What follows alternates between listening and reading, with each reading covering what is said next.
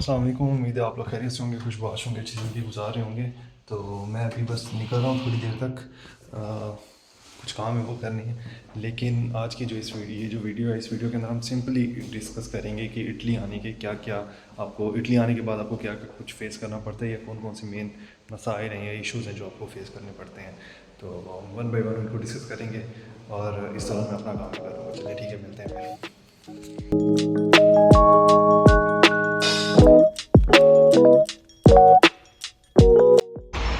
अस्सलाम वालेकुम। उम्मीद है आप लोग खैरियत से होंगे, खुशबाश होंगे, अच्छी ज़िंदगी गुजार रहे होंगे। तो मैं स्प्लिट में रहा था, क्रोशिया में, उसके बाद रोम में भी, अंकोना में भी एक दिन मेरा गुजरा था। तो ये जो इन सिटीज़ के अंदर ट्रांसपोर्टेशन काफ़ी बेहतर थी, लेकिन लेचे के अंदर जो जहाँ पे मेरा मेन जो मेरी यूनिवर्सिटी है, यहाँ पे ट्रांसपोर्टेशन बकवास ही है। मतलब गर्मियों में थोड़ी बेटर हो जाती है क्योंकि गर्मियों में टूरिस्ट ज़्यादा होते हैं, लेकिन जैसे जैसे गर्मियाँ जो हैं वो ख़त्म होती जाएंगी, ट्रांसपोर्टेशन बकवास होती जाएगी।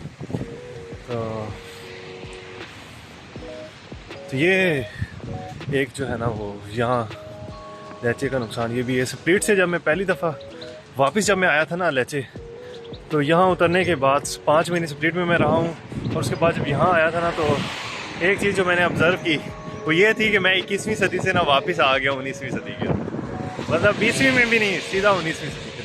तो ये कुछ चीज़ें होती हैं जो बंदा जब यहाँ पे होता है ना तब ऑब्ज़र्व करता है। ठीक है, बाकी पाकिस्तान से तो बहुत बेहतर है, अल्लाह का शुक्र है। तो लेकिन ये चीज़ें हैं, और बाकी चीज़ें तो चलती रहती हैं, फिर चीज़ों का क्या है, ज़िंदगी है, ज़िंदगी का हिस्सा है।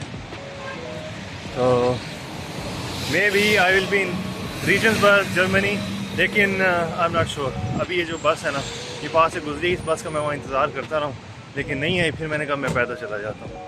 2 स्टॉप ही मैंने आगे जाना था, इतना कुछ ज़्यादा सफ़र नहीं है। काफ़ी दिन हो गए थे वॉक नहीं की थी, तो मैंने कहा चलो इसी बहाने वॉक भी हो जाएगी, और जो है ना काम जो है अपना वो भी हो जाएगा मेरा जो रहता है। तो सो दिस इज़ इट। बाकी यहाँ पे जो इलेक्ट्रिक ये जो साइकिल से होती हैं, मोनोपतीन इसको बोलते हैं, ये खड़ी है सामने। ये शहर के अंदर खड़ी भी होती हैं काफ़ी जगहों के ऊपर। इनको आप स्कैन कर सकते हो, और QR कोड लगाओ तो उसको स्कैन करो, बुक करो, और आप, थोड़ी सी महंगी होती है लेकिन ये आप चला सकते हो। इसके ऊपर ना इसकी एप्लीकेशन वगैरह होती है, आप इंस्टॉल करके इसको यूज़ कर सकते हो। डिफरेंट तरीका होता है डिफरेंट सिटीज़ में। स्प्लिट के अंदर साइकिल्स थी काफ़ी, उनके सिटी के अंदर मेन जगहों पे, और यहाँ पे ये भी हैं, साइकिल्स भी हैं मेरे ख्याल से यहाँ पे। उनको आप जो है ना बुक कर सकते हो। ये यूनिवर्सिटी का ये जो है वो है, कोई डिपार्टमेंट सा है, आई डोंट नो, स्कूल है या कोई एजुकेशनल बॉडी है। अच्छा, हर गली के अंदर यहाँ पे आपको ना कुछ मिल जाएगा, कुछ नया मिल जाएगा, जिसके ऊपर ना आप वो करते रहोगे कि यार ये, मतलब यूनिवर्सिटी फैली हुई है पूरे सिटी के अंदर। और ये जंगली कबूतर तो आपको मिल जाते हैं। स्प्लिट में ज़्यादा थे, यहाँ पे जो है कम है। स्प्लिट में भी ज़्यादा इस वजह से थे कि वहाँ जो है समंदर बिल्कुल सामने था। यहाँ दोनों साइडों पे समंदर है, लेकिन मेरे ख्याल 10-10 किलोमीटर के फासले पे, सिटी से 10 किलोमीटर इस तरफ और 10 किलोमीटर इस तरफ, आपको दोनों साइडों पे समंदर मिलेगा। एक साइड पे आयोनियन सी और दूसरी साइड पे जो है ना वो एडियाटिक सी। यहाँ की एक अच्छी बात ये भी है कि जैसे जैसे गर्मियाँ आती जाएंगी तो ये फूल जो है ना ये खिलते जाएंगे, और जब तकरीबन 15-20 दिनों के बाद ना ये सारा जो जितने भी पौधे हैं ना, इन सारों के ऊपर ये सारे पौधे, ये एरिया बहुत प्यारा लग रहा होता है उन दिनों में। तो इसी तरह ये भी यहाँ पे डिपार्टमेंट है। इसके आगे यूनिवर्सिटी का इंटरनेशनल ऑफिस है, वेलकम ऑफिस है। यहाँ पे जितने भी इंटरनेशनल एडमिशन होते हैं या जो भी इंटरनेशनल जितने भी यहाँ स्टूडेंट्स होते हैं, उनको वहाँ पे वो लोग क्लियर करते हैं।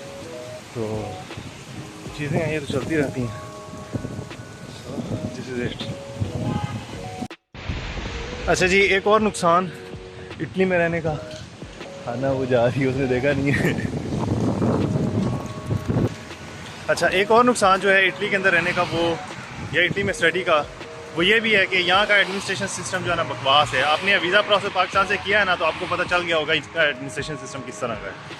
तो यहाँ पे छोटा सा मसला हो जाए आपके जो है सिस्टम के अंदर, या कोई भी आपका मसला हो ना, तो वो हल करना थोड़ा सा मुश्किल हो जाता है। चीज़ें कभी कभार हो जाती हैं जल्दी भी, तो लेकिन अगर वो एक आदमी ने हल करना है ना, अगर वो करना चाह रहा है तो उसी दिन हो जाएगा, नहीं तो वो फिर सिस्टम के अंदर घुस जाएगा। और ऐसा अब ये हमारा जो है ना वेलकम ऑफिस है यूनिवर्सिटी ऑफ सलेंटो का। जो स्टूडेंट जो है ना वो मेल वगैरह वेलकम ऑफिस करते हैं वो यहाँ पे। जो इंटरनेशनल ऑफिस है वो अलग है, वो अलग जगह के ऊपर है, तो यूनिवर्सिटी सिटी के दूसरी साइड के ऊपर है। बाकी ये बिल्कुल सेंटर है लहचे का, जिस जगह पे अभी मैं खड़ा हूँ, पोर्ता नपोली वाली जगह जो है यहाँ पे। तो यहाँ रहने का एक नुकसान ये भी है कि यहाँ पे आपको जो घटिया किस्म की एडमिनिस्ट्रेशन उससे डील करना पड़ता है। घटिया तो इतनी भी घटिया नहीं है, लेकिन ये है कि आपका काम लेट हो जाता है।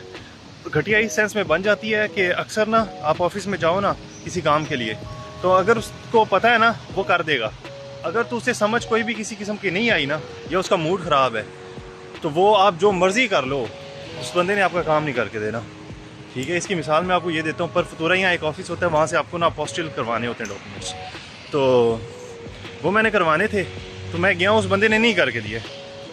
हालांकि वो बंदा जो है ना उसके पास वो अथॉरिटी थी, वो कर सकता, लेकिन उसने नहीं कर, उसने कहा नहीं मैं नहीं करके दे रही है वो। फिर कहता है अच्छा 1 वीक लगेगा। मुझे बहुत गुस्सा आया और मुझे वो अर्जेंट चाहिए थे। ये इनका मेन जो है ना वो मेन जगह पर होता है नपोली में। अच्छा हुआ फिर क्या, मैंने उस यहाँ सिटी लहचे से निकला हूँ, इसके साथ एक और सिटी ब्रिंदीजी, ये बच्चों के टूर शूर जो है ना वो ट्रिप आए हुए, ये मेन जो है ना पोर्ता। अच्छा तो मैंने जाके ना वो ट्रेन ली है, ट्रेन 3-3.5 यूरो की मुझे जो थी ना वो ट्रेन मिल गई थी। ट्रेन लेके मैं गया हूँ ब्रिंदीजी, और ब्रिंदीजी जाके ना मैंने वो यही ऑफिस पर फतूरा वाला जो ब्रिंदीजी सिटी के अंदर था, वो मैंने उनके पास गया हूँ मैं, और उन्होंने उसी वक्त मुझे जो है ना वो स्टैम्प्स वगैरह लगा के अपोस्टिल करके डॉक्यूमेंट जो है ना वो दे दिए। तकरीबन 5 मिनट लगे होंगे, और मैं वापस ट्रेन पकड़ी है, मैं वापस आ गया हूँ। तो ये है, अगर उसका दिल है ना इनका काम करने का, तो ये उसी वक्त कर देंगे, नहीं तो फिर आप बैठे रहोगे, फिर आप भूल जाओ कि आपका काम होगा। हाँ हो जाता है, फिर आप तंग ज़्यादा होते हो, ख्वारी होती है।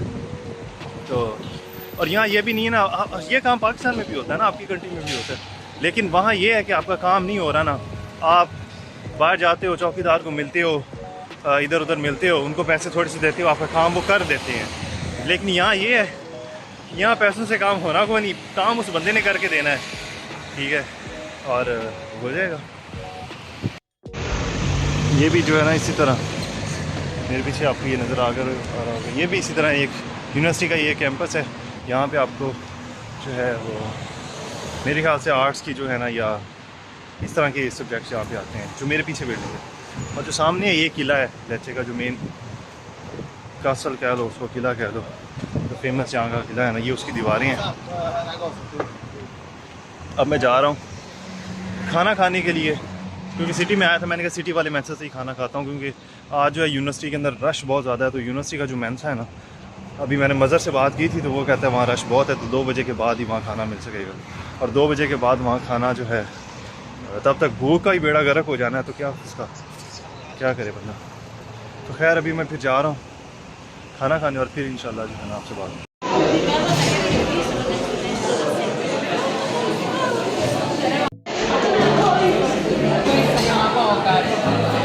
अच्छा जी, तो खाना जो था ना वो मैंने वहाँ से पैक करवा लिया था, और मैं क्योंकि मेरी मदर से बात हुई थी और उसने 2 बजे ही खाना खाना था, तो मैंने कहा चलो इकट्ठे बैठ के खाना खाएंगे। तो चलें, बाकी बातें जो है ना वो फिर वहाँ पे होंगी, और मेन जो इश्यूज़ थे वो मैंने आपको डिस्कस कर दिए हैं, लेकिन इसके अलावा भी कुछ इश्यूज़ हैं जो मैं आपको फर्दर जो है ना वीडियो के अंदर एक्सप्लेन करता हूँ। चलें सही, फिर मिलते हैं।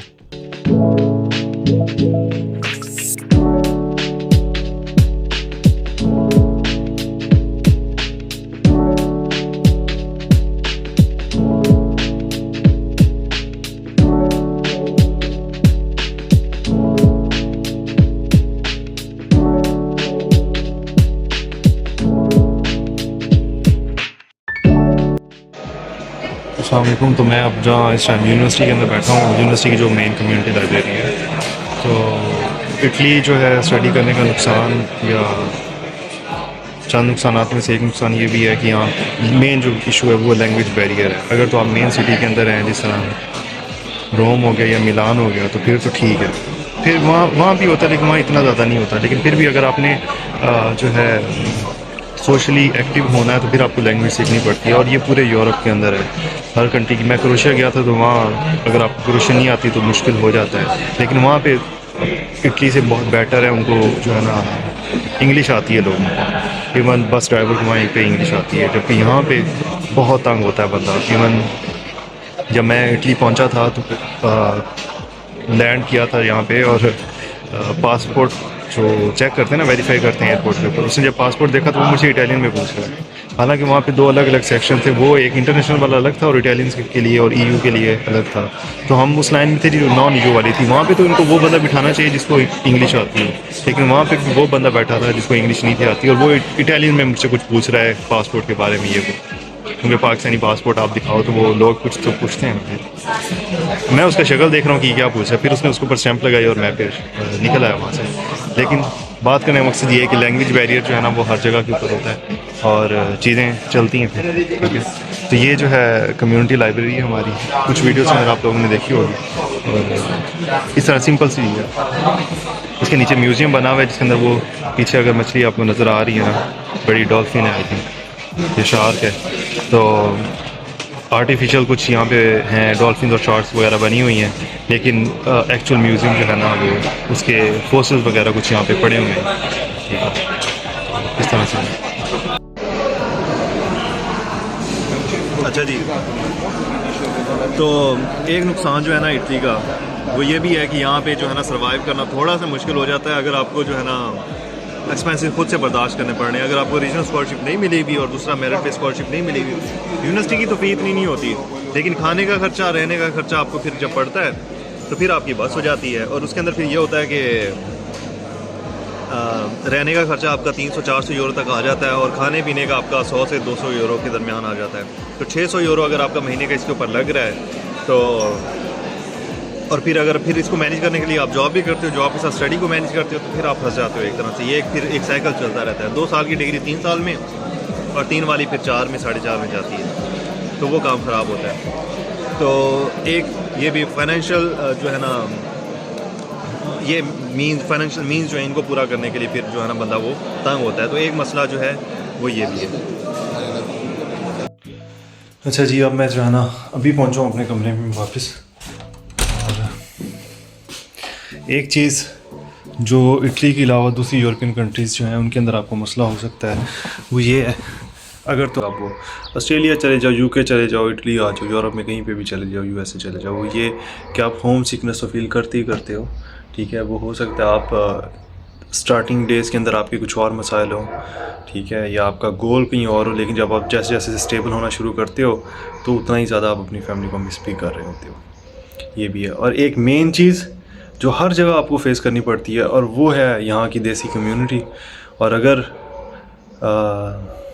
अच्छा, ये डिपेंड भी कर रहा है ना आप पाकिस्तान से या इंडिया से या जिस भी कंट्री से हो, आप वहाँ से निकले किस लिए हो, किस चीज़ ने आपको मजबूर किया है। हो सकता है वो एजुकेशन का, अच्छी एजुकेशन का ख्वाब हो सकता है आप वो जो कम्युनिटी है उससे जान छुड़वाना चाह रहे हो, या उसके और भी कुछ रीज़न्स हो सकती हैं, ठीक है। तो अगर आप जान छुड़वाने के लिए वहाँ से आ रहे हो तो यहाँ जो बैठे हैं ना वो उससे भी बड़े वो हैं, ठीक है। तो मैं अब क्या बताऊँ। खैर, क्रोएशिया में मैं रहा हूँ 5 महीने, और 5 महीनों में मैं जो है ना 2 पाकिस्तानियों से मिला हूँ। एक तो जो था वो वहीं पे रह रहा था, और दूसरा जो पाकिस्तानी था वो ट्रैवल कर रहा था जस्ट, ठीक है। तो वहाँ 5 महीने मेरे बड़े ही अच्छे गुजरे। क्यों? क्योंकि इन लोगों से जो था ना वो एक तरह से वो दूरी बनी हुई थी। हाँ, ठीक है। तो एक तरह का इसका फ़ायदा भी और नुकसान भी है। फ़ायदा ये है कि आपके ताल्लुकात बनते हैं, रिलेशंस बनते हैं, ठीक है। अब यहाँ पे पाकिस्तानी हैं, केपीके से हैं, दूसरी जगहों से हैं, तो एक तरह की वो ओवरऑल आपको जो है ना वो एक अच्छा मिक्सचर मिल जाता है। लेकिन फिर जहाँ पे अच्छे लोग होते हैं वहाँ बुरे भी होते हैं, जहाँ पे एक अच्छी नेचर कुछ लोगों की होती है वहाँ पे कुछ की बुरी नेचर भी होती है। तो ये चीज़ जो है ना ये भी आपको जो है ना वो फेस करनी पड़ती है। खैर, तो ये थे चंद मसले जो आप इटली में अगर आप स्टडी के लिए आते हो तो आपको फेस करने पड़ते हैं। अगर आपको लगता है कि आप इनके ऊपर काबू पा सकते हो तो फिर आपको वाकई स्टडी वीज़ा के लिए अप्लाई करना चाहिए। लेकिन अगर आपको लगता है कि ये मसले जो आपके लिए एक मसला बन सकते हैं और आपके लिए सर्वाइव करना मुश्किल है तो फिर आपको नहीं आना चाहिए। तो टू द पॉइंट बात है, और तो इसमें कुछ भी नहीं है। ना तो मैंने आपको वीज़ा देना है और ना ही मैं आपको जो है ना वो आपका वीज़ा मैं रिजेक्ट करना है, ठीक है, आपको वीज़ा एम्बेसी ने देना। हाँ ये है कि मैं आपको मेरी वीडियो से आपको हो सकता है किसी ना किसी तरह की आपको मोटिवेशन मिली हो, लेकिन ये जो कुछ हक़ाइक़ थे जो मैं चाह रहा था आप लोगों को बता दूं ताकि जो है ना स्टूडेंट्स को वो पहले से पता हो, ठीक है, ताकि चीज़ें बाद में जो है ना उनको मसला ना बने। मैं जानता हूँ अक्सर दोस्तों को जो पाकिस्तान में बड़ी अच्छी जॉब कर रहे हैं लेकिन फिर भी वो पूछ रहे होते हैं या मुझे कह रहे होते हैं या बता रहे होते हैं कि यार किसी तरह हमें जो है ना वो वीज़ा मिल जाए या किस तरह हमारा प्रोसेस हो जाए, हम यूरोप आ जाए। और यहाँ आने के बाद जो लाइफ है वो कोई इतनी नहीं है कि आपको हर चीज़ बैठे बिठाए मिलेगी या वो फूलों की सेज है। आपको यहाँ आने के बाद मेहनत मैं कहता हूँ पाकिस्तान में जितनी आप करते हो उससे डबल यहाँ करनी पड़ती है। और फिर उसके अलावा आपको खैर और दूसरे मसाइल भी हैं, लेकिन फिर उसका फल भी आपको मिलता है। ये नहीं इमीडिएट तो नहीं है, लेकिन खैर है 3-4 साल 5 साल आपको लगते हैं सेटल होने में, लेकिन जब आप सेटल हो जाते हो ना फिर उसकी वर्थ है, ठीक है। तो ये चीज़ें हैं, बाकी दुआओं में याद रखें। Thank you so much. Stay blessed. अल्लाह हाफ़िज़।